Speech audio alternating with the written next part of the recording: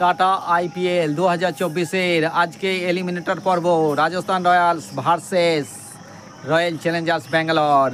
আজকে এই 42 ডিগ্রি তাপমাত্রায় আহমেদাবাদে 7:30টায় অনুষ্ঠিত হতে চলেছে এলিমিনেটর 1 পর্ব। দেখা যাক আজকে কারা জিততে পারে, রয়্যাল চ্যালেঞ্জার্স ব্যাঙ্গালোর না রাজস্থান রয়্যালস। কোন টিম জিততে পারে তা তোমরা অবশ্যই কমেন্ট করে জানিও। আমার তো মনে হচ্ছে ব্যাঙ্গালোর উইন হবে। ব্যাঙ্গালোরের টিম ব্যাটিং খুবই শক্তিশালী।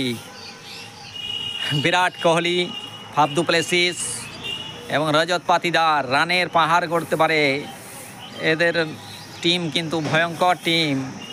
আর কিং কোহলিকে তার তো প্রশংসা করাই যাবে না, যারাই প্রশংসা করি সবই ছোট করা হবে। কিং কোহলি তো রানের পাহাড় করে দিয়েছে এবং অরেঞ্জ ক্যাপের অধিকারী কিং কোহলি আজকেও মনে হয় যেন একটা ভালো ইনিংস, দুর্দান্ত ইনিংস, দেখার মতো ইনিংস একটা খেলবে।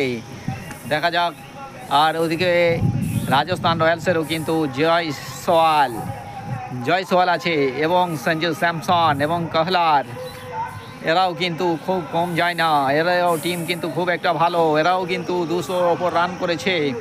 খুবই দুর্দান্ত ফর্মে আছে সঞ্জু স্যামসন এবং জয়সওয়াল। দেখা যাক সন্ধ্যা 7:30টার পর থেকে আমরা কিন্তু বুঝতে পারবো কোন টিম ভালো খেলছে। এই মাঠে ফার্স্ট ব্যাটিংওয়ালারা 13টা ম্যাচ জিতেছে এবং সেকেন্ড ব্যাটিংটা 14টা ম্যাচ জিতেছে। অতএব এই মাঠে টসের কোনো ফ্যাক্টর কিন্তু নয়। জিততে পারবে তারা কিন্তু সানরাইজার্স হায়দ্রাবাদের সঙ্গে খেলা পড়বে তাদের, এবং সেই ম্যাচ জিতলে ফাইনালে যাবে। দেখা যাক আজকে কি হয়। ম্যাচটা টান উত্তেজনা, বিরাট টান উত্তেজনা চলছে। কোন টিম জিততে পারবে তা তোমরা অবশ্যই আমাকে কমেন্ট করে জানিও। রাজস্থান রয়্যালস এবং KKR এর সঙ্গে যে আগের ম্যাচটি বৃষ্টির জন্য ভেস্তে যায়, তার আগের ম্যাচটি রাজস্থান খেলেছিল পাঞ্জাব কিংস ইলেভেনের সঙ্গে, তারা পরাস্ত হয়ে যায় পাঞ্জাব কিংস ইলেভেনের কাছে। পাঞ্জাব হারিয়ে দেয় রাজস্থানকে। রাজস্থান আগের ম্যাচে 144 রানে 9 উইকেটে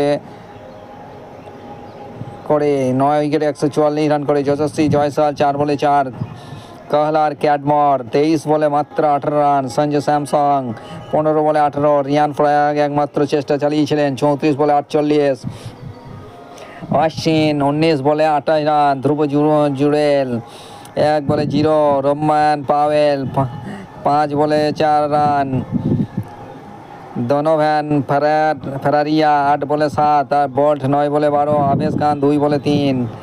মাত্র 144 রানে আটকে পড়ে এবং সেই ম্যাচটি হেরে যায়।